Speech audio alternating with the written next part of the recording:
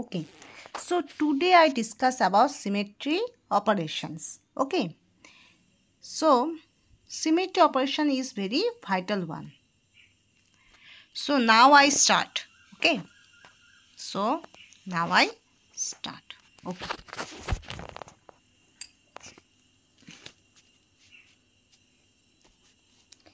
so first of all, symmetry operations.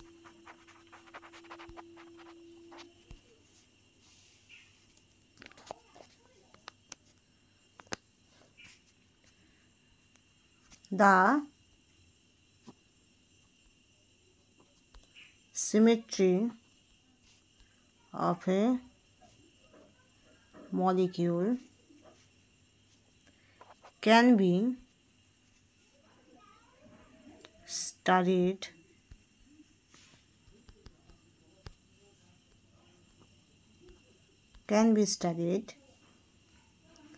by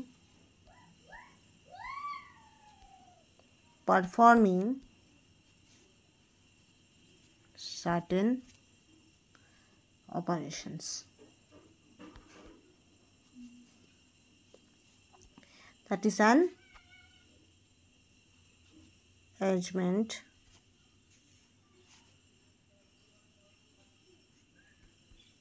indistinguishable. एक minute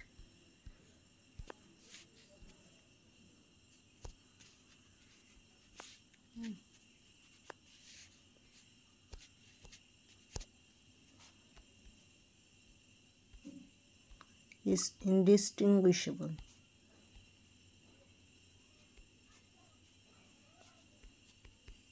from this original one. That is superimposable on the original one is obtained is called a symmetry operations. Okay. So the symmetry of a molecule can be studied by performing certain operations. Okay. An arrangement indistinguishable from this original one and that is superimposable on the original one is obtained is called a symmetry operation. So first of all you have to consider some compound or molecule, then you have to perform some operations, and after such operation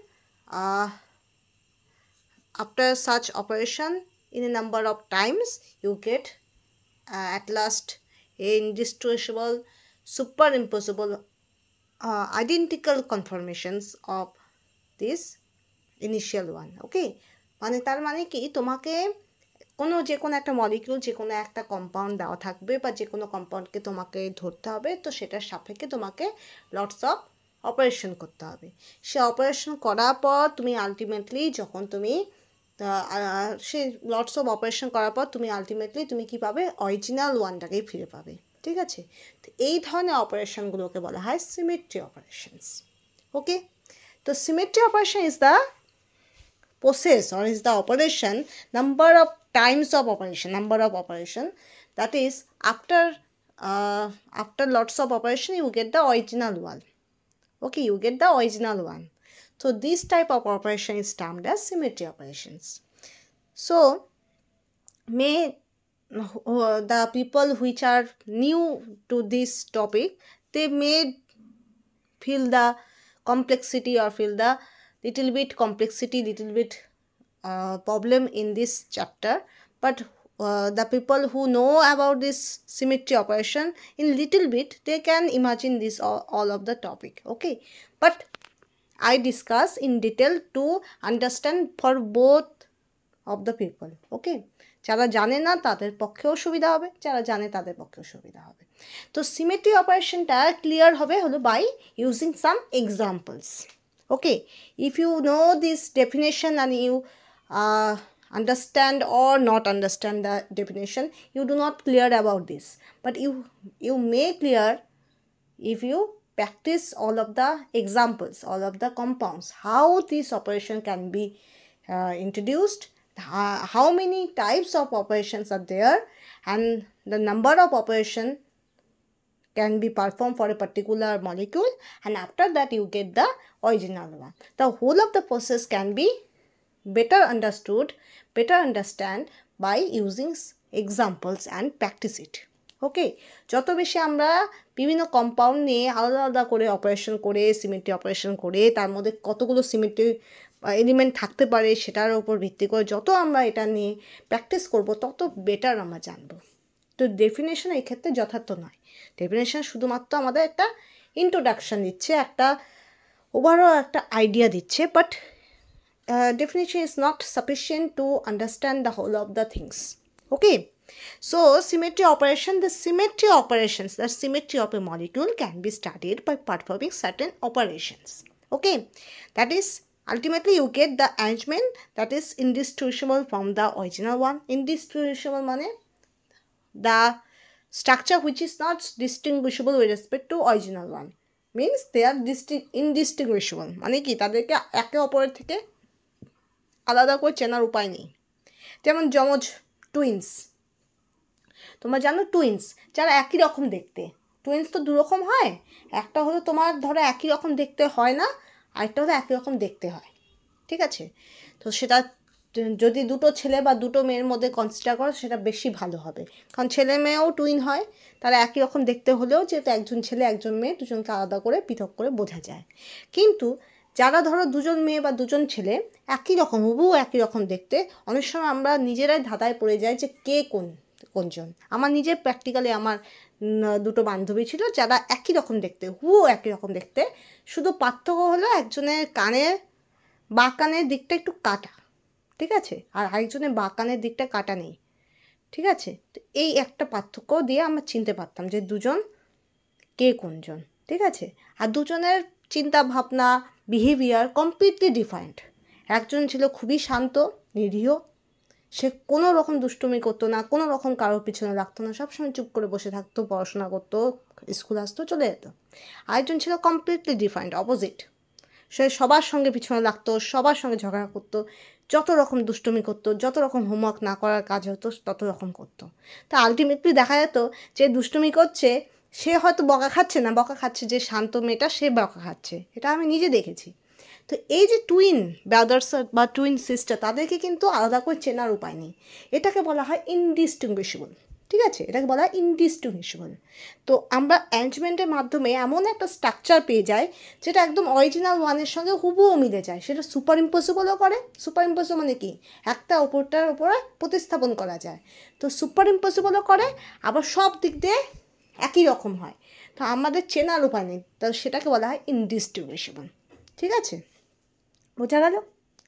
আবার এমন কিছু twin হয় যারা একই রকম দেখতে হয় না, আমরা দেখে বুঝতে পারি যে এ একজন ও একজন, ঠিক আছে?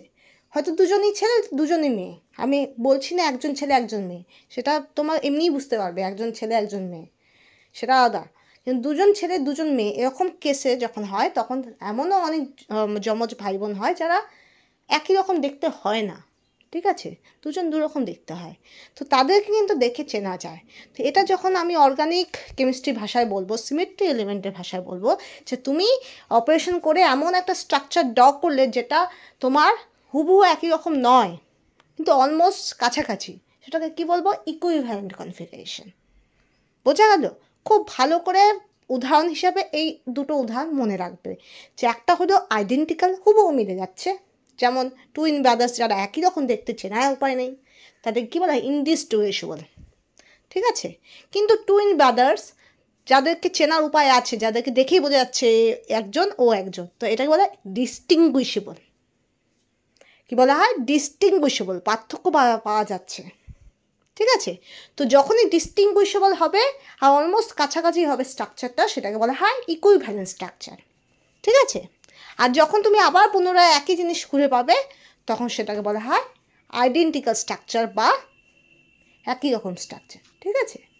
এবার একটা কথা মনে রাখো, আমাদের কম্পাউন্ডের ক্ষেত্রে অনেক সময় কি হয়, আমরা নাম্বারিং সিস্টেম ইউজ করি। ধরো BF3, ধরো সাপোজ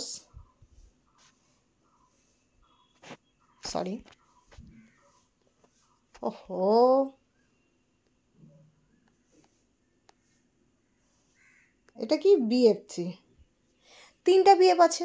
তুমি 3টে BFকে যদি নাম্বারিং সিস্টেম না করো, তুমি প্রথমবার C3 অপারেশন করো, C3 1, দেখবে একই জিনিসই ঘুরে আসছে। ঠিক আছে?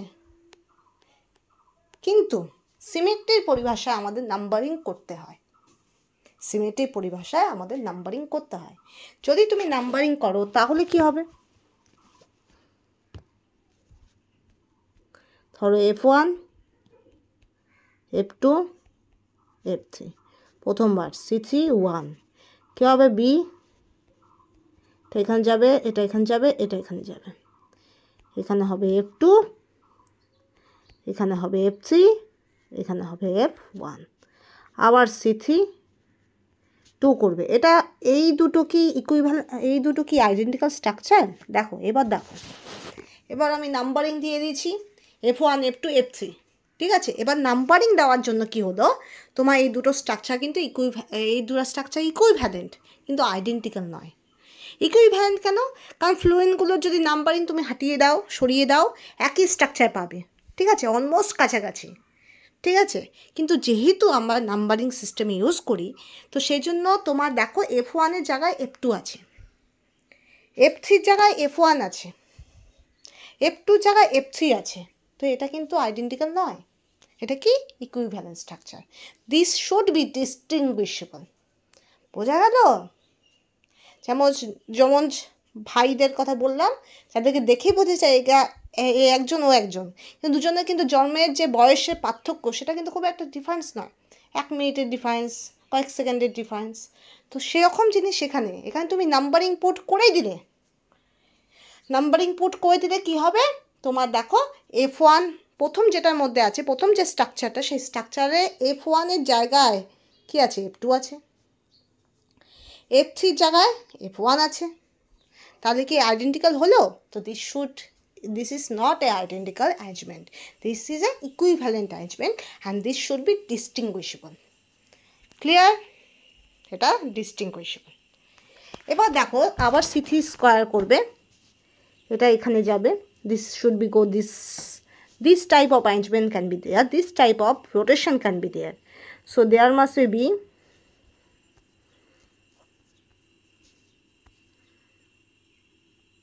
F1, F2. This structure is also with respect to initial one is equivalent structure. Why? In place of F1 we get F3, in place of F3 we get F2. So this is not a identical structure, right? This is not a identical structure. So what should we do? Again C3 3। আর সবসময় মনে রাখবে, যখন Cn to the power n হয় না, তখন আমরা আবার identical স্ট্রাকচারই পাই। Cn to the power n, C2 to the power 2, C3 to the power 3, C4 to the power 4, we ultimately get the identical one. যতগুলো number, that is symmetry operation C যেটা হয় proper axis of symmetry, n value যত হবে ততবার তোমাকে symmetry operation করতে হবে, তাহলে আলটিমেটলি তুমি আইডেন্টিক্যাল স্ট্রাকচার পাবে।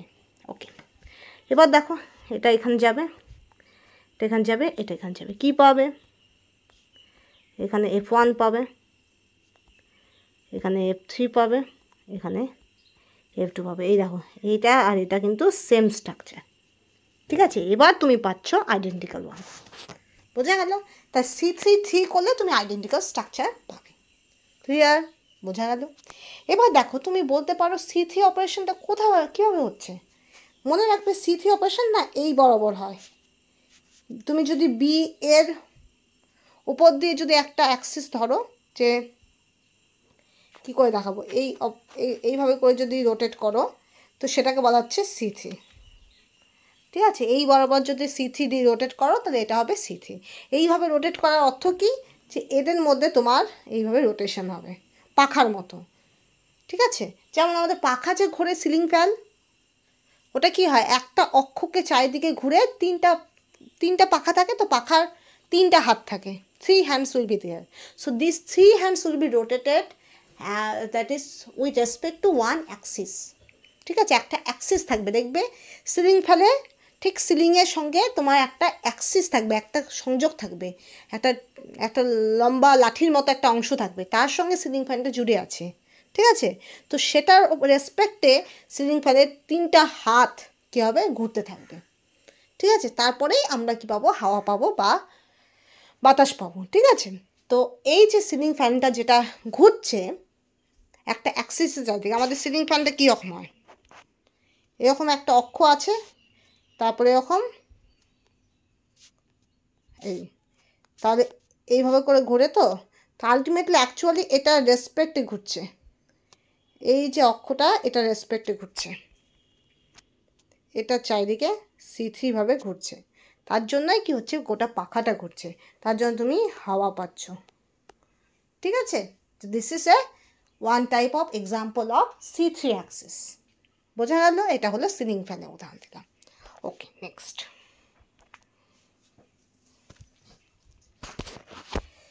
তো এবার আমরা আসবো টাইপস অফ সিমেট্রি এলিমেন্টস। ওকে,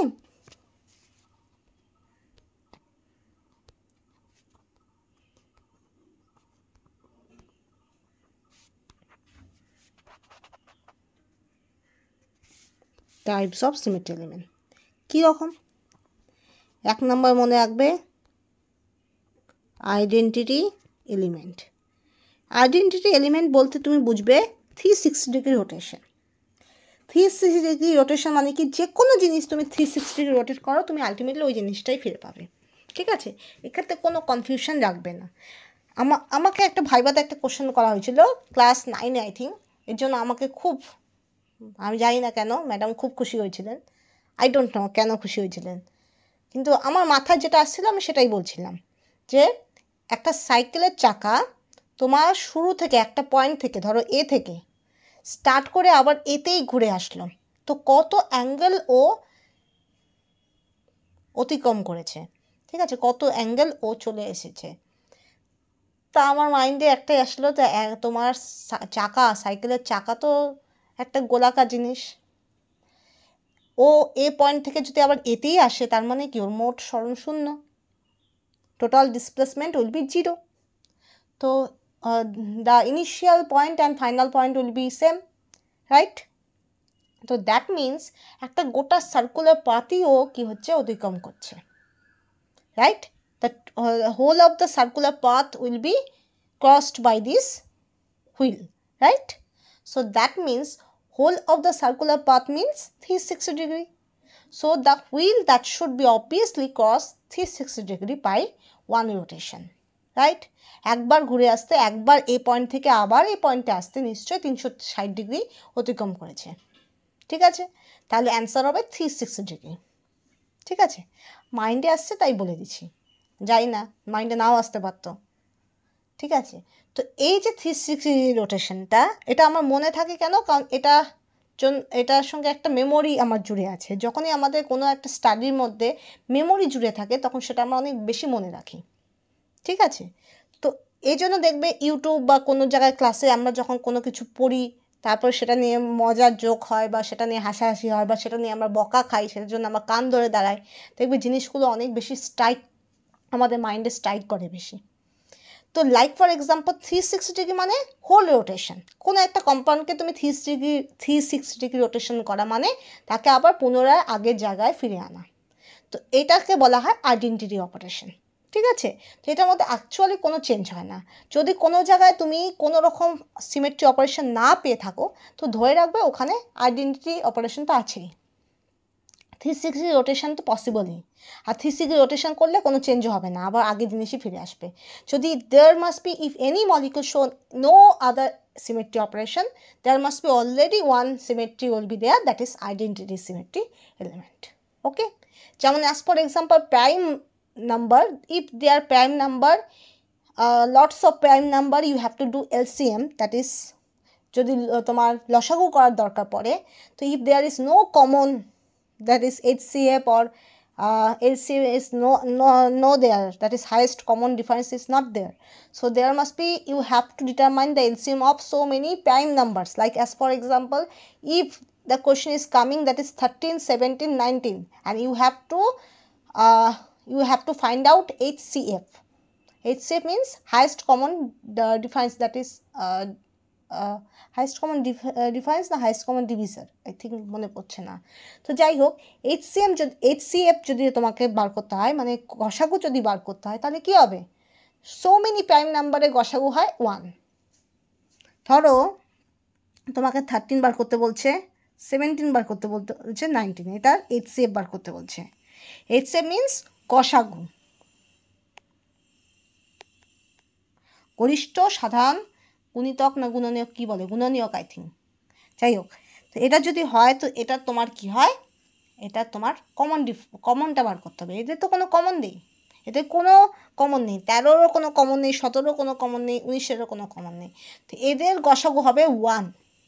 ঠিক আছে, তো এটা আমাদের অল্প বয়সে আমাদের কী শেখানো হয়, গসাগুতে যদি কোনো নাম্বার না আসে, অনেকগুলোর গসাগু যদি তোমাকে একসঙ্গে বার করতে হয়, যে 3-4টা নাম্বার দিয়ে দিল, প্রত্যেকের একটা সিম্পল একটা গসাগু তোমাকে বার করতে হবে।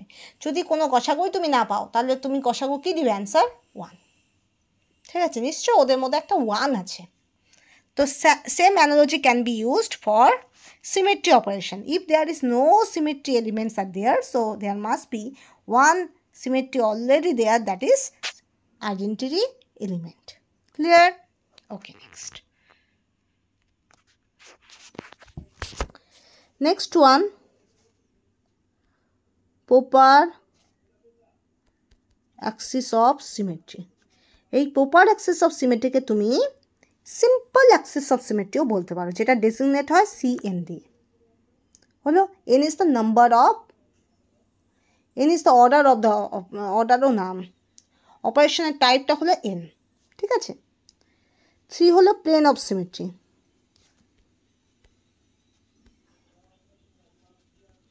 যেটাকে আমার সিগমা দিয়ে শো করি।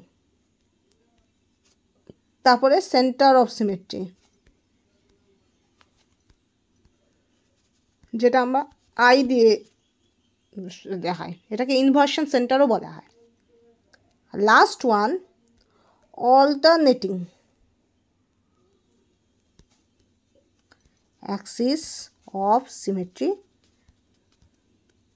যেটা আমার এস দিয়ে ডিনোট হয়। অল্টারনেটিং অ্যাক্সিস অফ সিমেট্রিকে রোটেশন রিফ্লেকশন সিমেট্রিও বলা হয়। তো দেখো লেখাগুলো একটু দেখে নাও। পোপার অ্যাক্সিস অফ সিমেট্রি সিএনকে তোমার সিম্পল অ্যাক্সিস অফ সিমেট্রি বলা হয়। সেন্টার অফ সিমেট্রিকে ইনভার্সন সেন্টারও বলা হয়। আর অল্টারনেটিভ অ্যাক্সিস অফ সিমেট্রি বা এসকে তোমার রোটেশন রিফ্লেকশন অফ সিমেট্রিও বলা হয়। ঠিক আছে, তো পাশাপাশি এই নামগুলো মনে রাখবে। ওকে, next. So first of all, I discuss about identity elements.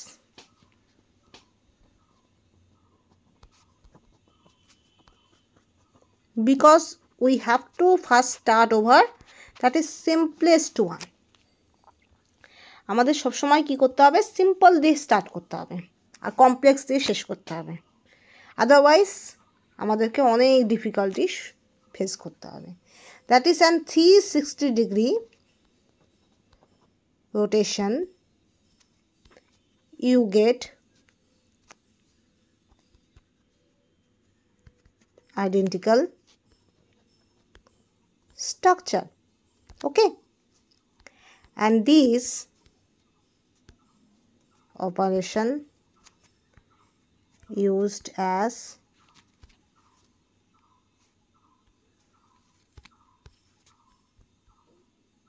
identity operation, that is n equal to 1 and 360 degree by 360 degree, that should be designated as E. Okay, আমার 360 degree by n equal to 1 হয় এক্ষেত্রে। So that is an 360 degree rotation, you get identical structure and this operation used as identity operation.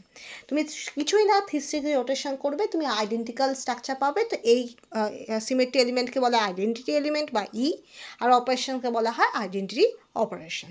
There must be nothing but you have to 360 degree rotation, you get the similar one, same one. Okay. Okay.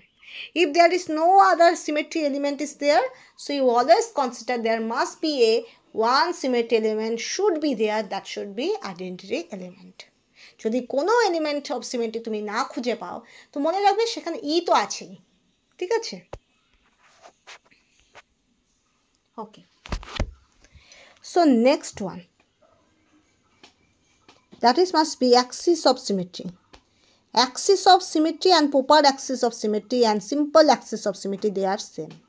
That is are designated as CN. Their CN is not mean Cartoon Network. There must be CN means axis of symmetry. Okay. ঠিক আছে? মনে রাখতে পারো CN মানে cartoon network, মনে রাখতেই পারো, মনে রাখার জন্য এটা সুবিধা। ঠিক আছে, আমার নিজের খুব ফেভারিট চ্যানেল। ওকে, তো n fold and n fold simple or rotational axis of symmetry, that is CN, of molecule is an imaginary line, that is axis, passing through the molecule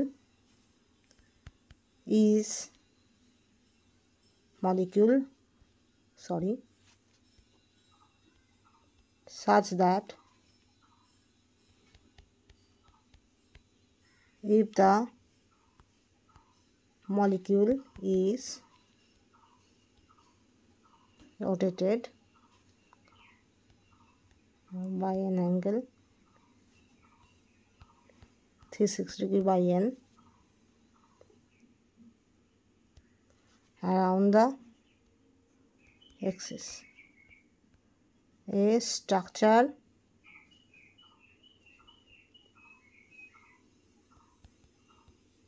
distinguishable, আচ্ছা এটা আমি পরের লাইন লিখছি, হ্যাঁ লেখার জায়গা নেই, পরের পেজে লিখছি।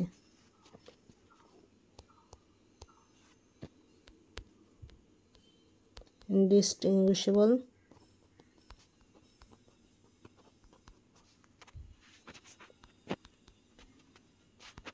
from the original, that is an equivalent structure results. Okay, যেমন easy example CH Cl Cl, C3 axis of symmetry,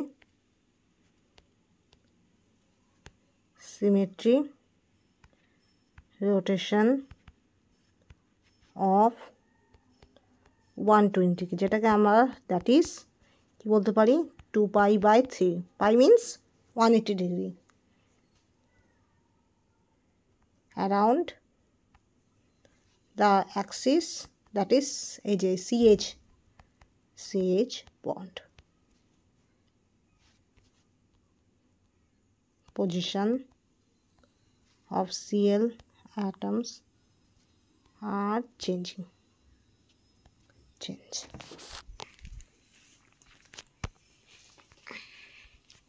তো axis of symmetry or CN, an n-fold simple or rotational axis of symmetry CN of molecule is an imaginary line axis passing through the molecule such that if the molecule is rotated by an angle of 360 degree by n around the axis, a structure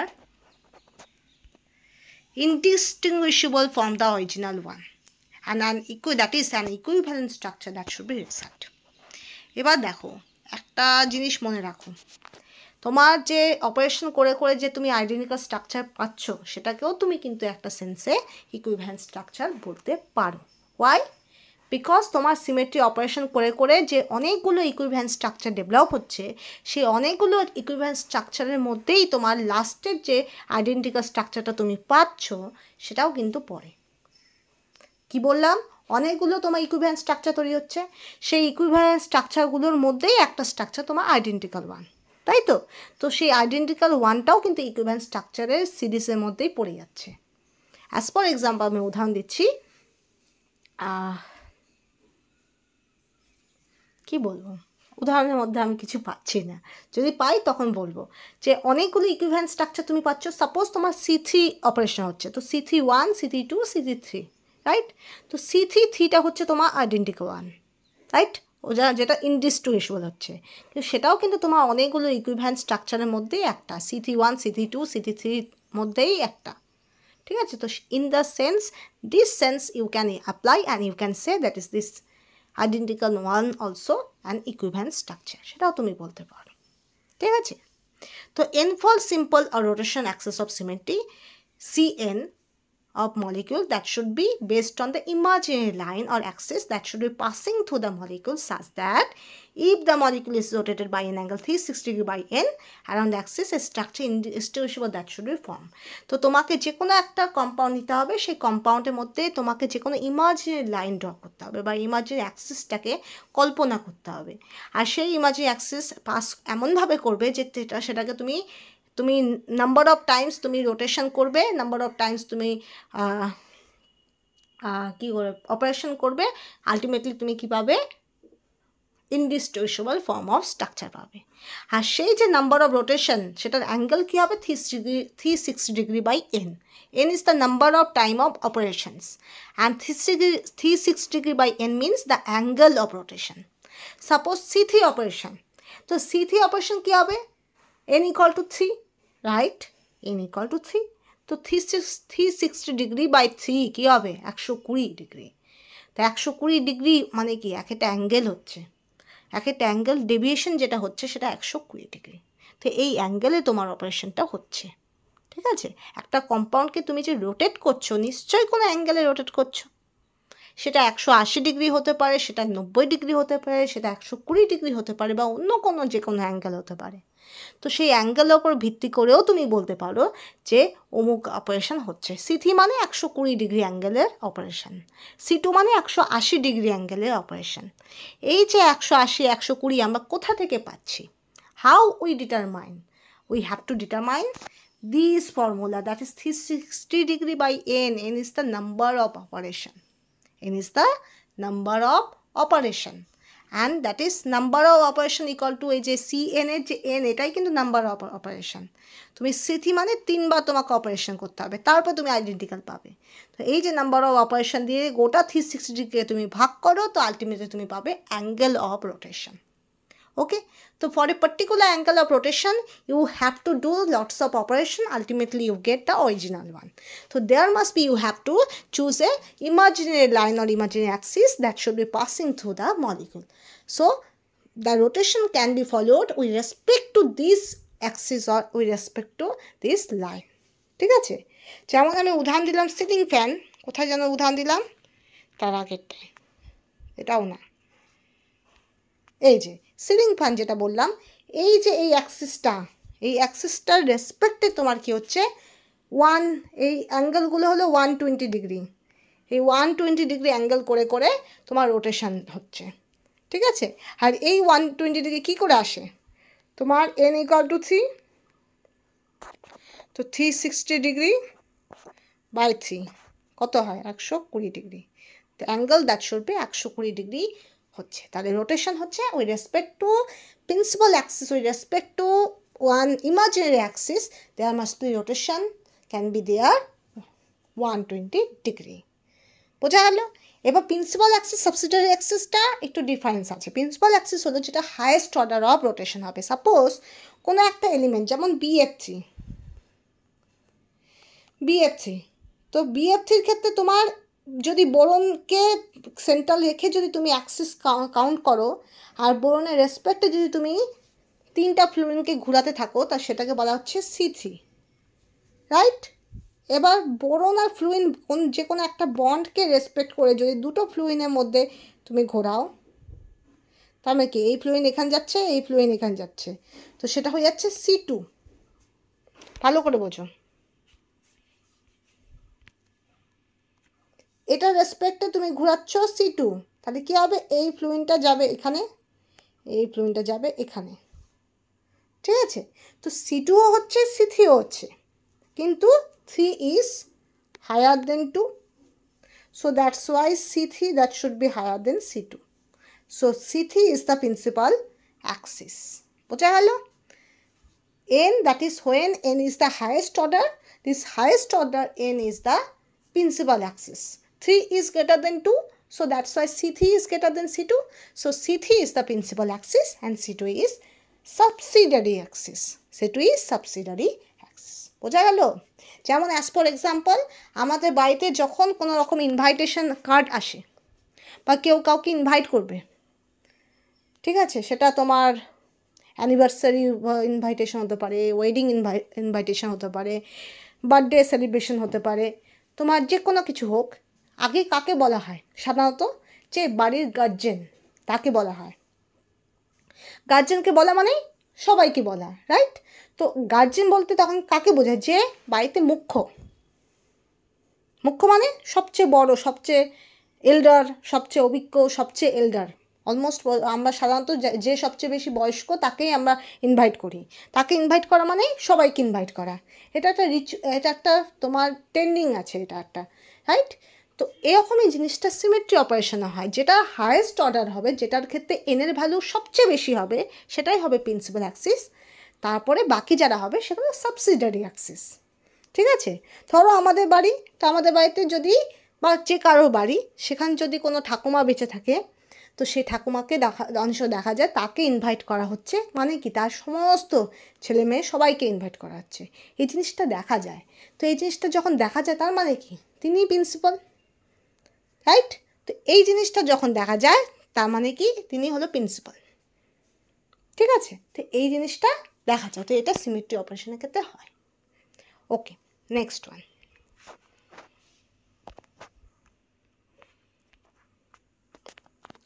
তো যেমন CHCl3, তো that is must be chloroform structure.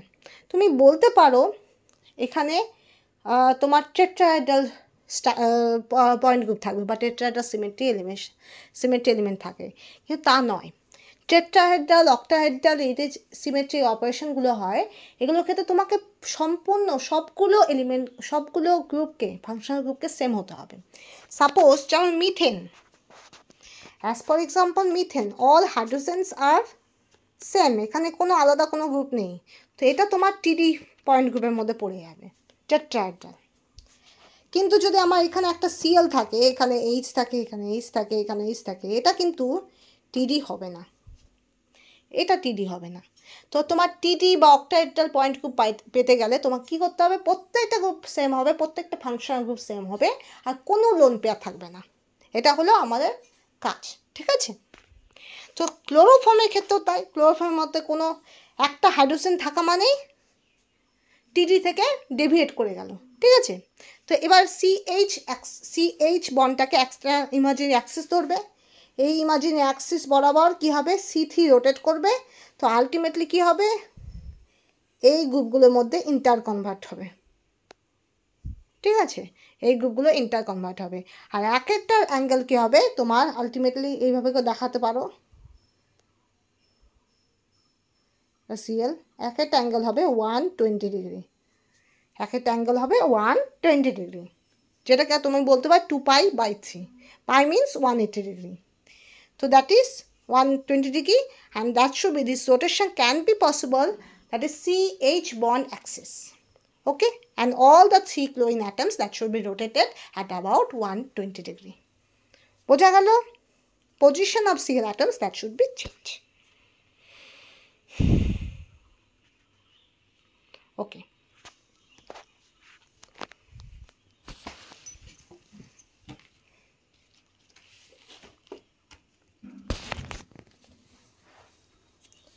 As for example, খুব simplest আমি বলছি, sorry,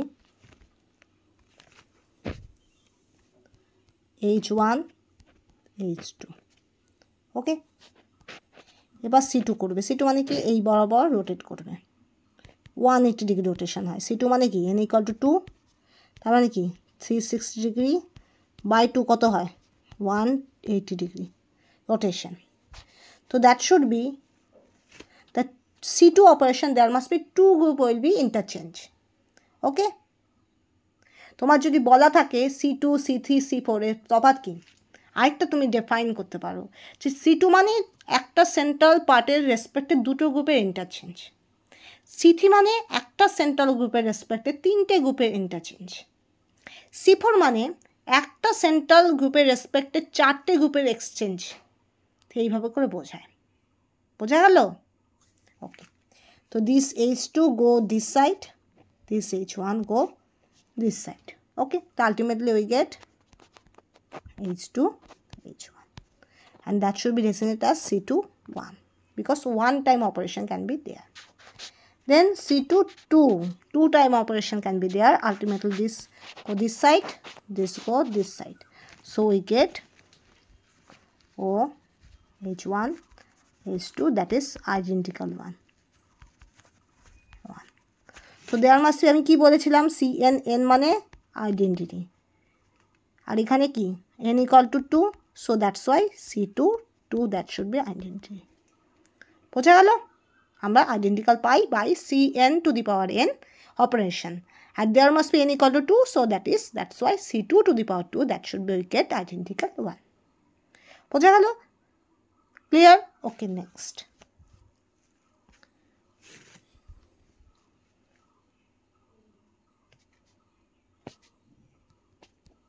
Sorry.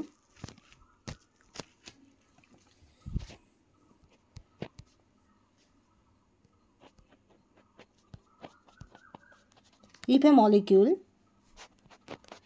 has CN axis with different values of n, then the CN axis having maximum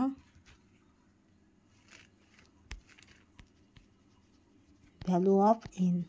ওকে, এই এনটাকে তুমি fold বলতে পারো অর অর্ডার বলতে পারো। ওকে, is called the principal axis. Okay, so if a molecule has CN axis with defined values of n, if there must be defined values of n, you get so many CN axis. So there must be the CN axis having maximum value of n is the called principal axis. আমি যেটা বললাম BF3 যেখানে C2 আছে C3 আছে, তো 3 is highest value of n. So always remember, if there is so many CN axis is there and n value that should varies, so there must be, you have to taken as highest order of n or highest value of n as a principal axis.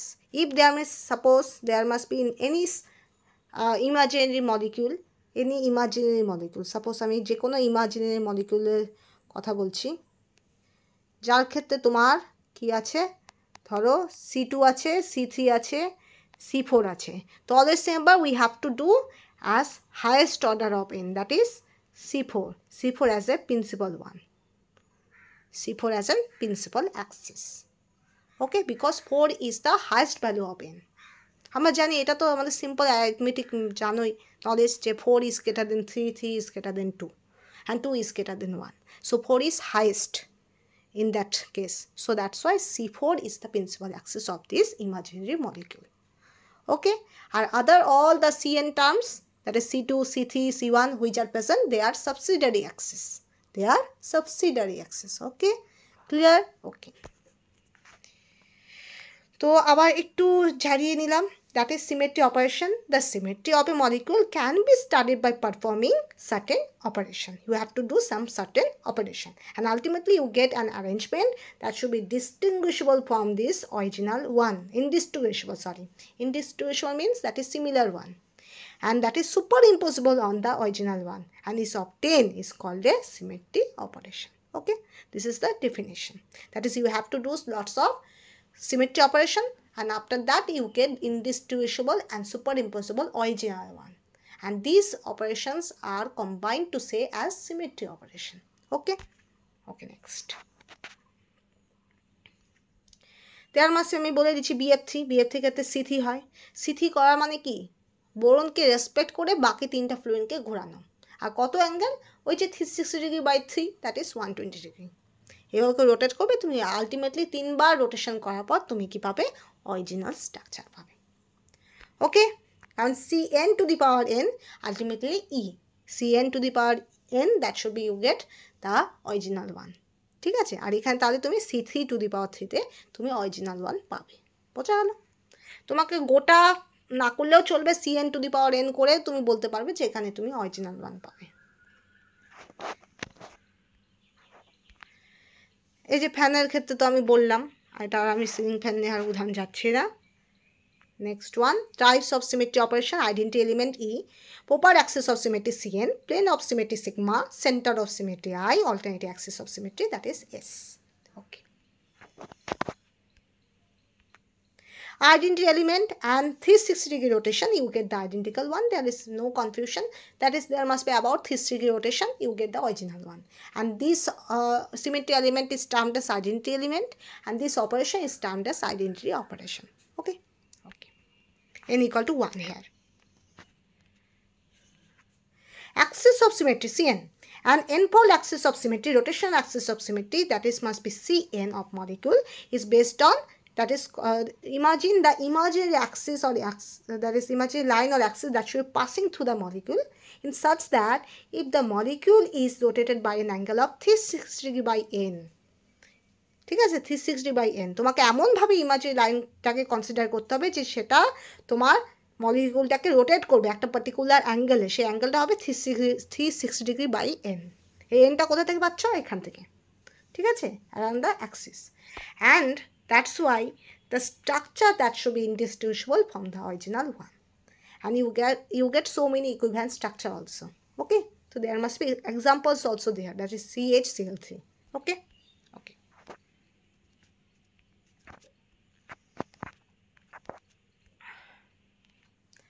there must be water to আমি দেখিয়ে দিলাম, Cn to the power n equal to E, E মানে কি, identical one, তো একইভাবে C2 to the power 2, that should be E. Okay, last one, proper axis of symmetry you have to do, that is the highest order or highest fold of n. n এর value যখন যেখানে তুমি দেখবে সবচেয়ে highest যে n এর ভ্যালুটা পাবে সেটাই হলো প্রিন্সিপাল অ্যাক্সিস, বাদ বাকি যা আছে সব সাবসিডিয়ারি অ্যাক্সিস। ওকে, তো now I again start.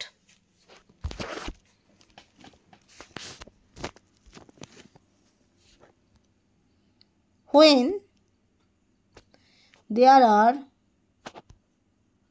several Cn axis with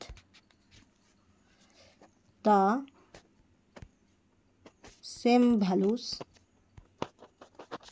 of n, then the principal axis is 1, which involves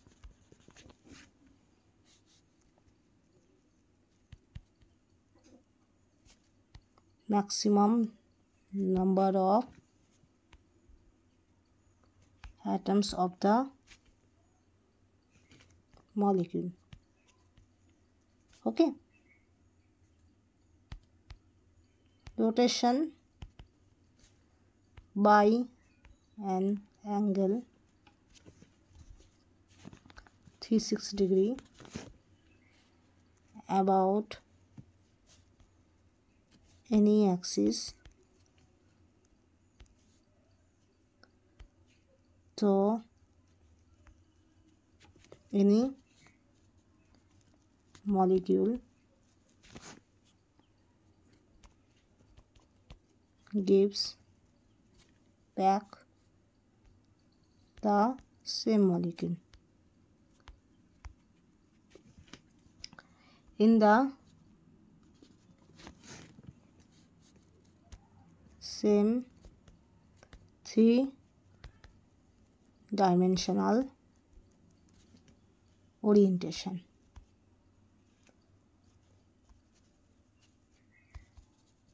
It had originally. Therefore, C1 axis is পরে পেজে যাচ্ছে known as trivial axis. Okay, and is not included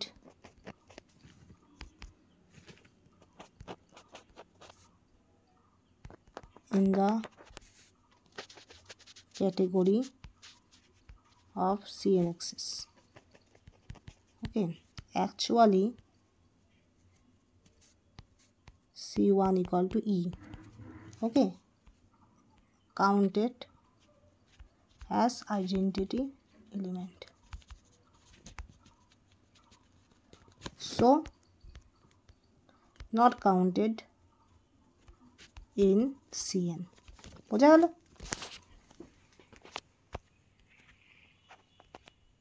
So when there are several CN axes with the same values of n, then the principal axis is one which involves maximum number of atoms of the molecule rotation by angle of 360 degree about any axis, though any molecule gives back the same molecule in the same.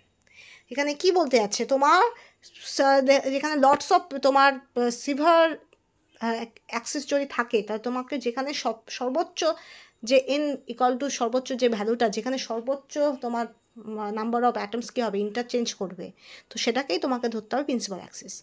আমি যেটা ঘুরে ফিরে বললাম যে highest order of n বা n এর value সর্বাধিক হবে সেটাই তোমার প্রিন্সিপাল অ্যাক্সিস, সেই জিনিসটাই বলা হয়েছে। কেন n ইকুয়াল টু যদি 4 হয় তো 4 groups will be interchange, n equal to 3 that is 3 groups will be interchanged, n equal to 2 that means 2 groups will be interchanged. So when the value of n is highest there must be highest probability to find that is highest number of atoms that should be interchanged. ওকে, তো যেখানে যে অপারেশনে বা যে angle of অপারেশনে তুমি highest number of অ্যাটমসকে interchange হতে দেখবে সেখানে n এর ভ্যালুটা হাইয়েস্টও হবে। ঠিক আছে, আর সেটাই হবে প্রিন্সিপাল অ্যাক্সিস। তুমি ঘুরে ফিরে যে ডাইরেকশনে যাও না কেন একই জিনিস বলছে যে n এর value highest that means this CN is the principal one, and same যেখানে তোমার সবচেয়ে বেশি অ্যাটমস ইন্টারচেঞ্জ হবে তার মানে কি n এর ভ্যালু হাইয়েস্ট, সেটাই হবে তোমার principal Axis. Ultimately you go can shortcut way, you can go longer cut way, you ultimately go the destination. Similar things will, তুমি শর্টকাটে যাও আর লং কাটে যাও, তোমাকে স্কুল যাওয়ার কথা স্কুলেই তুমি পৌঁছালে, সেম জিনিস। তোমার n এর ভ্যালু তোমার সর্বাধিক হোক আর তোমার n এর ভ্যালু সর্বাধিক মানেই তোমার সর্বাধিক অ্যাটম ইন্টারচেঞ্জ হচ্ছে, n এর ভ্যালু সবচেয়ে বেশি মানে সবচেয়ে বেশি অ্যাটম ইন্টারচেঞ্জ হচ্ছে। ঠিক আছে, আর যখনই তুমি দেখবে সবচেয়ে বেশি অ্যাটম ইন্টারচেঞ্জ হচ্ছে বাই এনি CN অ্যাক্সিস, তো this should B the principal one. বোঝা গেল? ক্লিয়ার? তার মানে কি বলতে যাচ্ছি, এন এর ভ্যালু যেখানে বেশি সেটাই প্রিন্সিপাল অ্যাক্সিস, রাইট? আর এন এর ভ্যালু যেখানে বেশি মানে সেখানেই সবচেয়ে বেশি অ্যাটমগুলো ইন্টারচেঞ্জ হচ্ছে, আর সেটাই প্রিন্সিপাল অ্যাক্সিস। তো ঘুরে ফিরে কী দাঁড়ালো, আমি স্কুলে গিয়ে পৌঁছালাম, আমি শর্টকাট দিয়ে গেলাম, ও লং কাট দিয়ে গেল, আমার সময় কম লাগলো, ওর সময় বেশি লাগলো। তো তুমি সবগুলো অ্যাটম ইন্টারচেঞ্জ হচ্ছে, কতগুলো অ্যাটম ইন্টারচেঞ্জ হচ্ছে এটা না দেখে তুমি যদি n = হাইয়েস্ট ভ্যালু পাও, তো সেটাই তোমার সবচেয়ে বেটার ওয়ে হবে। কারণ অনেক সময় কি হয়, ধরো 3টে অ্যাটম এক্সচেঞ্জ হচ্ছে, 4টে অ্যাটম এক্সচেঞ্জ হচ্ছে, 5টা অ্যাটম এক্সচেঞ্জ হচ্ছে, 6টা অ্যাটম এক্সচেঞ্জ হচ্ছে, সেটা কাউন্ট করা অনেক বেশি difficult. Then the number of n prediction করাটা অনেক সহজ। ঠিক আছে, n = 3, n = 2, এটা ডেসিনেট করা অনেক সহজ। দেন কতগুলো অ্যাটম ইন্টারচেঞ্জ হচ্ছে। যদি কোনো PTCl4, there must be 4 atoms can be interchanged by C4 axis of symmetry, okay, and 2 atoms are interchanged by C2 axis of symmetry. So there must be highest number of atom exchange in C4 axis, and so that's why C4 is the principal axis. Okay, this is one analogy. And next analogy, that is n = highest 4 for the C4 axis, n = 2, that is for C2 axis, and we know 4 is greater than 2, so 4 is the highest one, so that's why n value is highest for C4 axis, so C4 axis is the principal one. তুমি যে অ্যানালজিতেই যাও না কেন, C4 is the principal one, and all the C2 they are subsidiary axis. Okay, clear? তো তোমাকে হয় তুমি n এর ভ্যালু দেখবে কোথায় হাইয়েস্ট, অথবা তুমি দেখবে কোন অপারেশনে, কোন CN অপারেশনে, সিগমা আর আই নয়, কোন CN অপারেশনে তোমার highest number of atom interchange করছে। তুমি আলটিমেটলি একই অ্যান্সার পাবে। যদি তুমি দেখো কোনো মলিকিউলে C4 আছে, C2 আছে, তো C2তে তো 2টো অ্যাটম ইন্টারচেঞ্জ করবে, C4-এ 4টে অ্যাটম ইন্টারচেঞ্জ করবে, তো হাইয়েস্ট অ্যাটম ইন্টারচেঞ্জ কোথায় করবে? C4-এ করবে। তো C4 is the principal one, right? এটা একটা হলো। আরেকটা কী বললাম, n এর ভ্যালু হাইয়েস্ট দেখতে হবে, তো অবভিয়াসলি C4-এর 4 ভ্যালু তো হাইয়েস্ট, তো C4 is the principal one. তো তুমি যে ডাইরেকশনে যাও না কেন, তুমি একই ডেস্টিনেশনে পৌঁছাচ্ছ, যে C4 is the principal axis. আর other all remain the lowest. Other all remain মানে কি, যারা লোয়েস্ট হয়ে যাচ্ছে, CN থাকুক, C3 থাকুক, C2 থাকুক, সবগুলোই কিন্তু C4 থেকে ছোটো, 4-এর থেকে ছোটো, তো এরা হলো সাবসিডারি অ্যাক্সিস। কিন্তু দেখো কোনো মলিকুলে যদি C4 C5 থাকে, তাহলে 5 is not less than 4, and 5 যখনই থাকবে, C5 থাকবে, সেখানে 5টা অ্যাটম ইন্টারচেঞ্জ করবে, 4টা অ্যাটম ইন্টারচেঞ্জ করবে না। তোমার অ্যাটম ইন্টারচেঞ্জ করার যে নাম্বার অফ অ্যাটম ইন্টারচেঞ্জ সেটাও কিন্তু বাড়ছে। 5টা ইন্টারচেঞ্জ করা ইজ গ্রেটার দেন 4টা ইন্টারচেঞ্জ করা, রাইট? তো C5 will be major, C5 will be principal axis, C4 and C3, C2, C1 they are subsidiary axis. Clear? Okay, next পয়েন্টটা দেখো, C1 axis. C1 axis is known as trivial axis. C1 axis এর সম্পর্কে কিছু একটা বলেছে, that is, কোথায় গেল, এই যে এখান থেকে, rotation by angle of 360 degree about any axis to any molecule gives back the same one. তুমি 360 ডিগ্রি রোটেশন করবা তুমি সেম মলিকুলটাকে ফিরে পাবা, ঠিক আছে? তো in the same 3 dimension orientation, তো ইট হ্যাড অরিজিনাল ওয়ান, তো 360 rotation you get the original one. তো this is termed as C1 axis. কী করে C1? n = 1, n = 1 কখন হয়? যখন 360 ডিগ্রি বাই 360 ডিগ্রি হয়, তখন n = 1 হয়। তুমি যেমন n = তুমি 360 ডিগ্রি বাই, তুমি থিটাও বলতে পারো, আর থিটা = 360 ডিগ্রি বাই n বলতে পারো। এই দুটোর সূত্রই কিন্তু ইউজফুল হয়। যদি তুমি অর্ডার বার করতে চাও, তা তুমি 360 ডিগ্রিকে যে কোনো ওই যে রোটেশন অ্যাঙ্গেল দিয়ে তুমি ভাগ করবে, আর অথবা তুমি থিটা = 360 ডিগ্রি বাই n দিয়ে ভাগ করবে। যেহেতু এখানে n = 1, তো আলটিমেটলি থিটা কী হবে, থিটার ভ্যালু 360 ডিগ্রি বাই 1 হবে, তো আলটিমেটলি আমার থিটার অ্যাঙ্গেলও হবে 360 ডিগ্রি। আর যদি তুমি n এর ভ্যালু বার করতে চাও, তো 360 ডিগ্রি বাই থিটার ভ্যালু দিবে। থিটার ভ্যালু কি, 360 ডিগ্রি, তো 360 ডিগ্রি বাই 360 ডিগ্রি কী হবে, 1 হবে। তো n = 1, ঠিক আছে? তো আলটিমেটলি এটা আবার trivial Axis and is not concluded as category of CN, because এটা অলরেডি তোমার কাউন্ট হচ্ছে অ্যাজ আইডেন্টিটি এলিমেন্ট। তুমি 360 ডিগ্রি অ্যাঙ্গেল রোটেশন করো, তুমি আলটিমেটলি অরিজিনাল 1 পাচ্ছ, সেটা তো অলরেডি ডিফাইন্ড হচ্ছে আইডেন্টিটি এলিমেন্ট হিসাবে। তো সেক্ষেত্রে সেটা আর প্রপার অ্যাক্সেস অফ সিমেট্রিতে নেওয়া হয় না। কেন হয় না?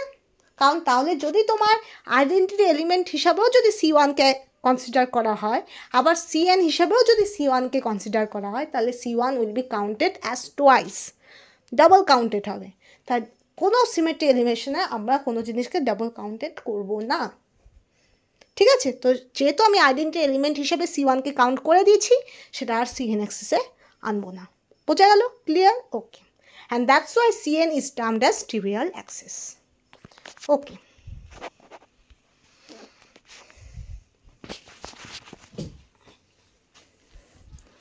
Next one,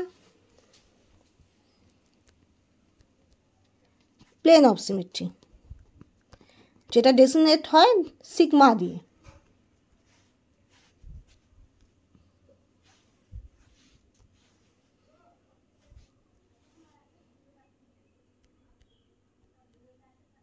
A plane of symmetry sigma is defined as an imaginary plane that bisects a molecule in such a way that one half of the molecule is the mirror image of the other half.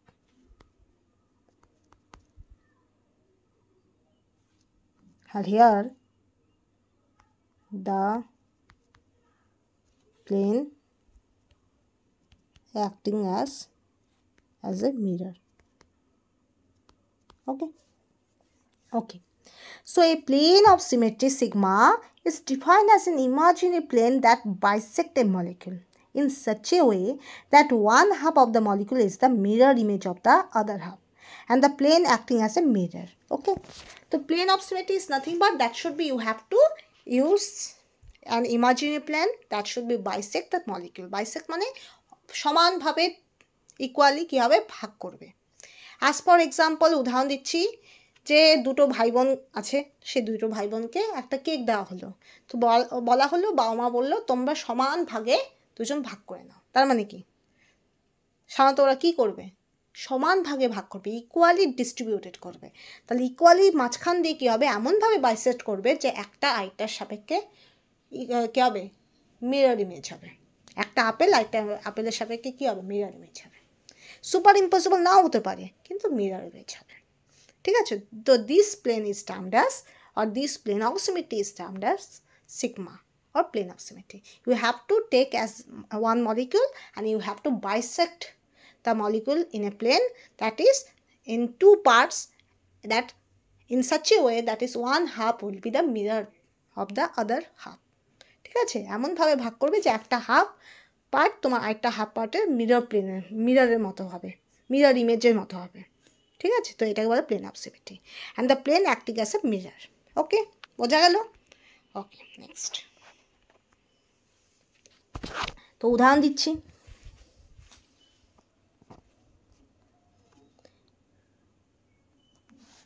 Sorry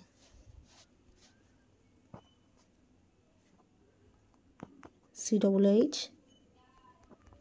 OH H COOH OH, এখানে H, কী হবে? এখানে একটা mirror plane থাকবে। তো দেখো কি হবে, এই পার্টটার আর এই পার্টটার কী হবে, একে অপরের রেসপেক্টে কী হবে, মিরর ইমেজ হবে। ঠিক আছে? যেমন আমাদের হয় না, একটা প্লেন এটা রেসপেক্টে এটা কি হবে, মিরর ইমেজ হবে। একটা প্লেন মিরর ইমেজ হবে। তো এরকম জিনিসটা দেখা যায়। ওকে,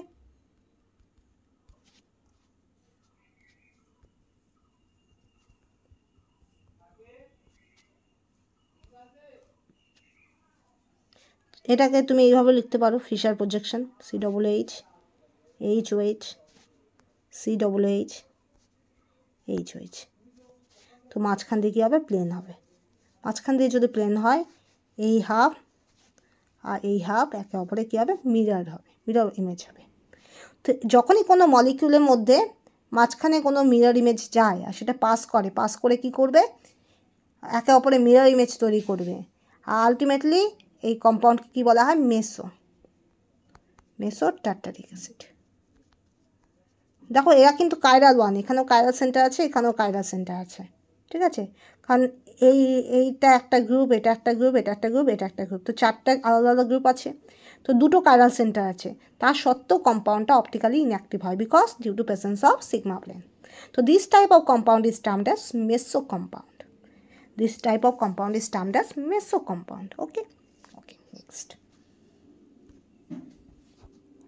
এবার একটা পয়েন্ট লিখে নাও, it is to be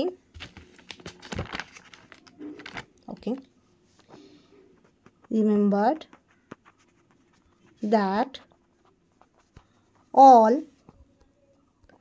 planar molecule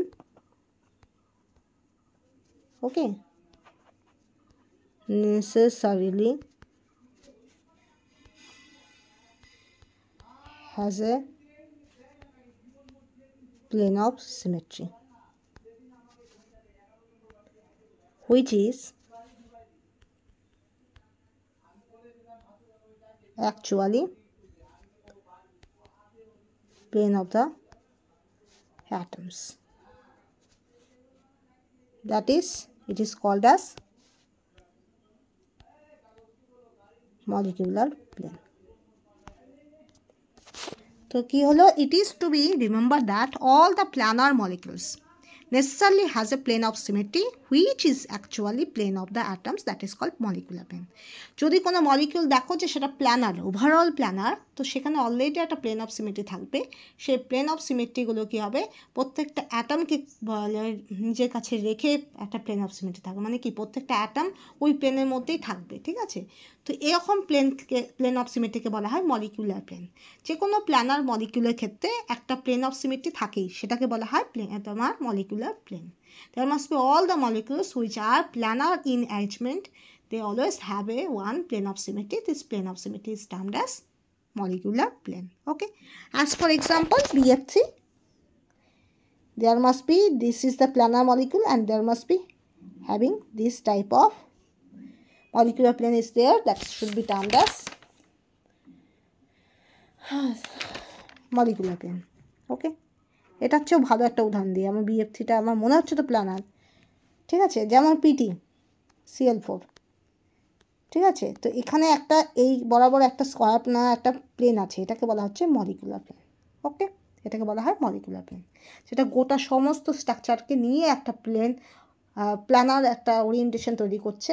তো সেখানে অবশ্যই একটা প্লেন অফ সিমেট্রি আছে, যেটাকে বলা হয় molecular plane. Okay, clear? Okay, next. Okay, তো next one, that is sigma H, sigma v, sigma d. Now এখানে কনফিউশন স্টার্ট হলো। কি confusion? The symbol sigma represents, that is plane of symmetry, which used with three subscript মানে কি, যেগুলো নিচে বসে, যে কোনো সংখ্যার নিচে যখন কিছু হয় তো সেটাকে বলা সাবস্ক্রিপ্ট বা সাবস্ক্রিপ্ট বলা হয়, সাফিক্স বলা হয় না, সাবস্ক্রিপ্ট বলা হয়। যে কোনো নিচে যেটা আসে সেটা সাবস্ক্রিপ্ট, উপরে যেটা আসে সেটা পাওয়ার, পরে যেটা আসে সাফিক্স, আগে যেটা আসে prefix.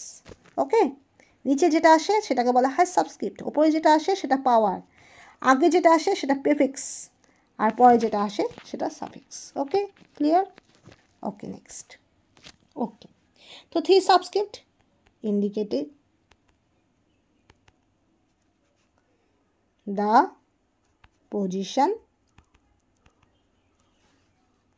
of the plane of symmetry with respect to the principal axis. Principal axis কোনটা? ওই যে CN, যেটা হাইয়েস্ট অর্ডার। ওকে, তো দেখো, the symbol sigma represent the plane of symmetry which having three subscript, that is H, B, D, right? They are basically indicating the position of the plane of symmetry with respect to principal axis. Principal axis এর রেসপেক্টে তার position বোঝায়। কীরকম সেটাও আমি আসছি। যেমন sigma H, that should be represents a plane perpendicular, এটা বলতে কি বোঝায়? পারপেন্ডিকুলার, ঠিক আছে, টু দ্য প্রিন্সিপাল অ্যাক্সিস, ঠিক আছে, যেখানে H বলতে কি বোঝায়? হরাইজন্টাল, এটাকে তুমি বলতে পারো হরাইজন্টাল প্লেন অফ সিমেট্রি, যেটা প্রিন্সিপাল অ্যাক্সিসের ঠিক পারপেন্ডিকুলার হবে, ঠিক আছে, প্রিন্সিপাল অ্যাক্সিসের রেসপেক্টে পারপেন্ডিকুলার হবে। Next one sigma V, that should be represents a plane parallel, এটাকে বলে parallel to the principal Axis, যেখানে ভি বলতে কি বোঝায়? ভার্টিক্যাল, এটাকে ভার্টিক্যাল প্লেনও বলা হয়। দেখো এটা মানে কি বোঝায়? প্যারালাল। এটা বলতে কি বোঝায়? পারপেন্ডিকুলার। ওকে, নেক্সট ওয়ান। এবার সিগমা ডি,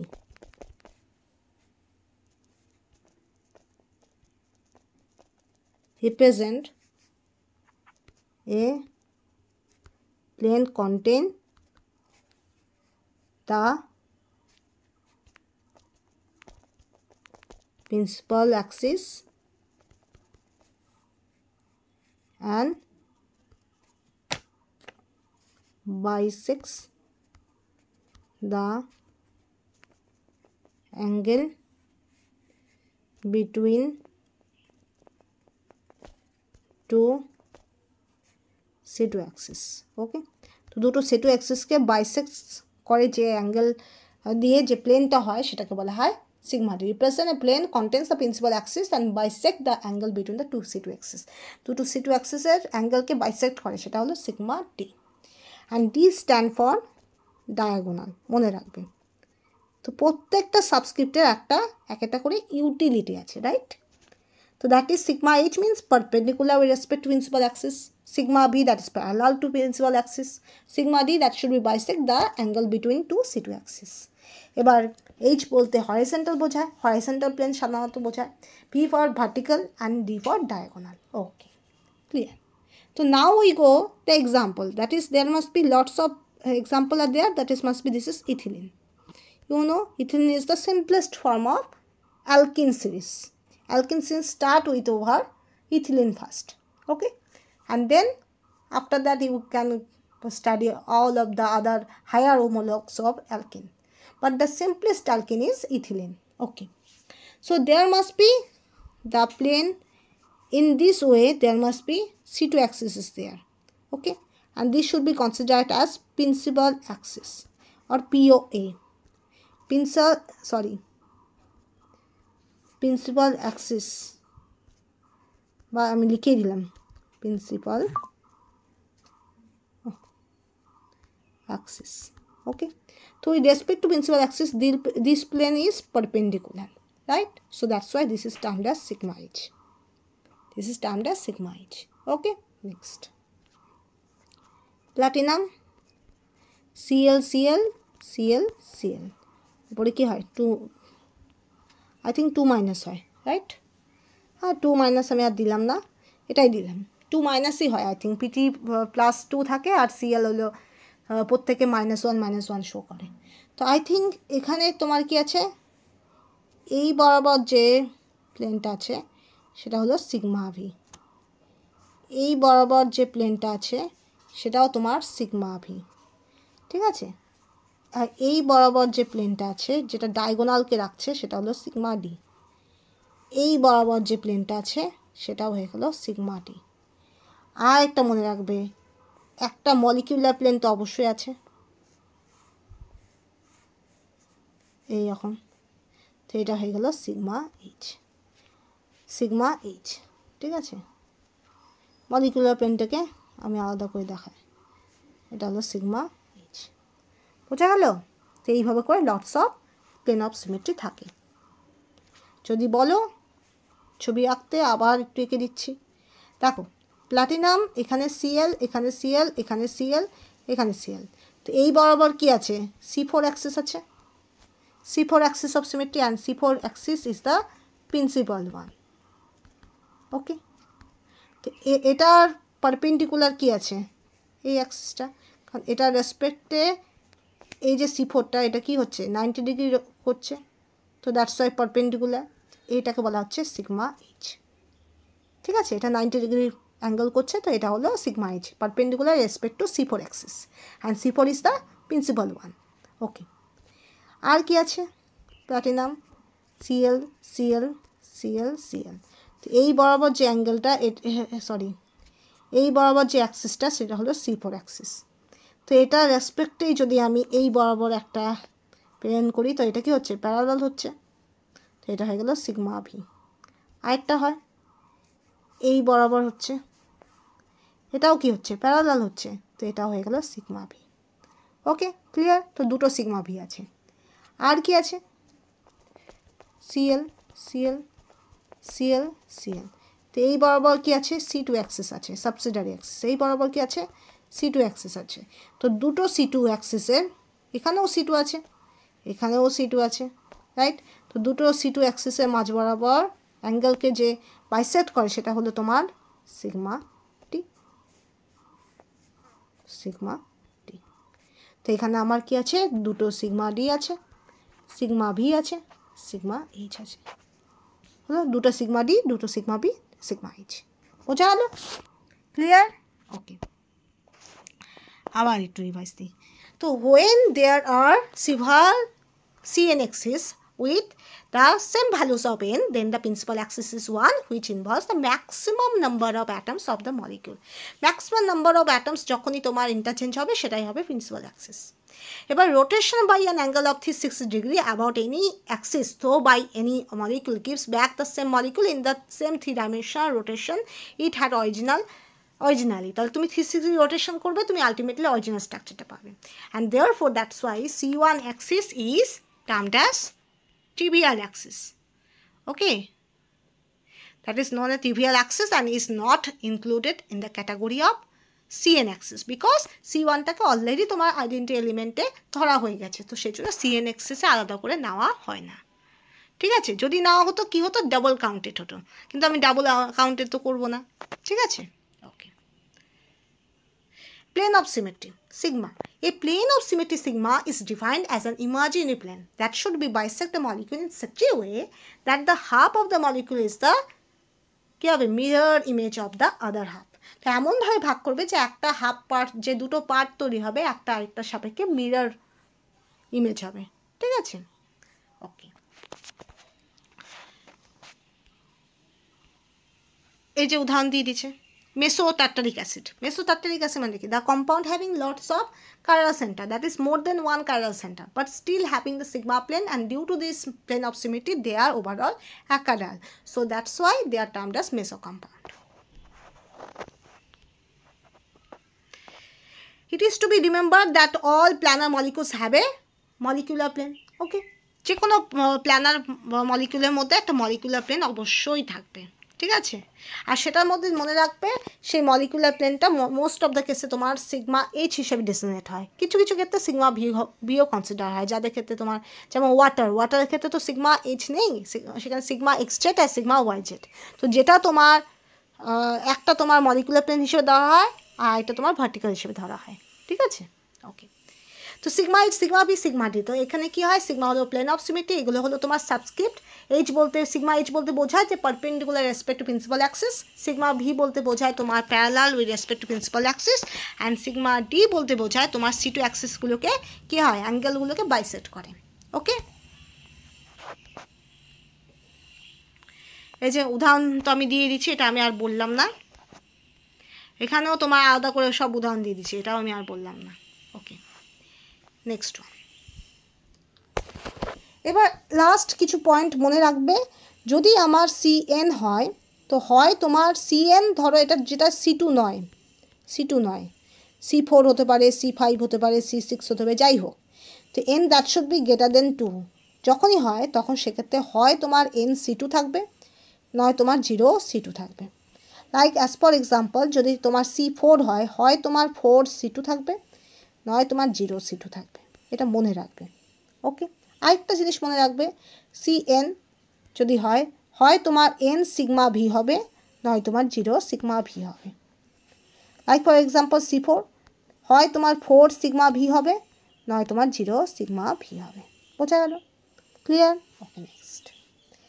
এবার আরেকটা জিনিস মনে রাখবে, যদি তোমার সিগমা এইচ অ্যাবসেন্ট থাকে, যদি না থাকে, তো অনেক সময় তোমার sigma V equal to sigma D consider করা হয়, for specially for point group determination.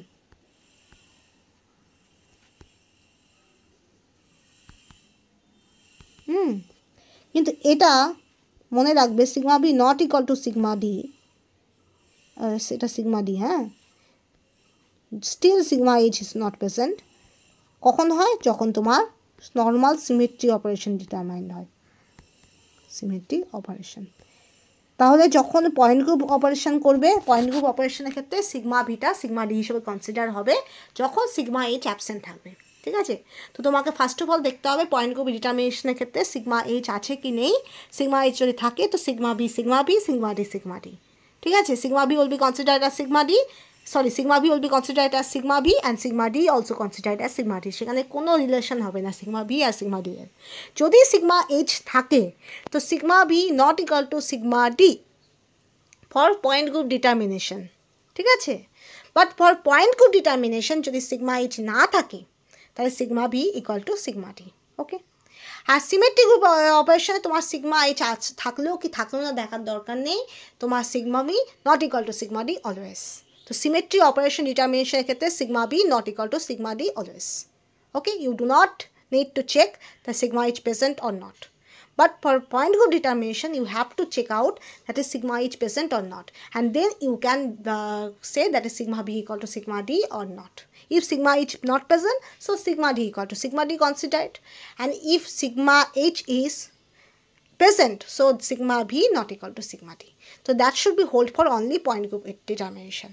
But for symmetry operation, you do not need to check sigma h present or not, and you do not establish the relation in between of equal sign of sigma b and sigma d. তুমি sigma b equal to sigma d কখনোই বলতে পারবে না যখন তুমি symmetry operation determine করবে। কিন্তু যখন তুমি point group determination করবে, তোমার sigma h রেসপেক্টে তুমি বলতে পারো যে sigma b equal to sigma d ও হতে পারে, নাও হতে পারে, যদি sigma h যদি প্রেজেন্ট থাকে আর না থাকে সেটার উপর ডিপেন্ড করে। ঠিক আছে? তো এটা একটা কেস 1 নাম্বার, এটা একটা কেস 2 নাম্বার। তো পয়েন্ট গ্রুপ ডিটারমিনেশনের ক্ষেত্রে এটা হোল্ড করে, দ্যাট শুড বি হোল্ড। ঠিক আছে? পয়েন্ট গ্রুপ ডিটারমিনেশনের ক্ষেত্রে এটা হোল্ড করে, কিন্তু এটার ক্ষেত্রে কখনোই এটা ইকুয়াল টু হবে না। ঠিক আছে? বোঝা গেল? ক্লিয়ার? তো পয়েন্ট গ্রুপ ডিটারমিনেশনের ক্ষেত্রেই শুধু তোমার sigma V equal to sigma D equal হওয়ার চান্স থাকে। শুধুমাত্র পয়েন্ট গ্রুপ ডিটারমিনেশনের ক্ষেত্রেই তোমার sigma V equal to sigma D হওয়ার চান্স থাকে, কিন্তু সিমেট্রি অপারেশন ক্ষেত্রে কোনোভাবেই ইকুয়াল হয় না। ঠিক আছে? তো এখানে আমি শেষ করলাম। Thank you.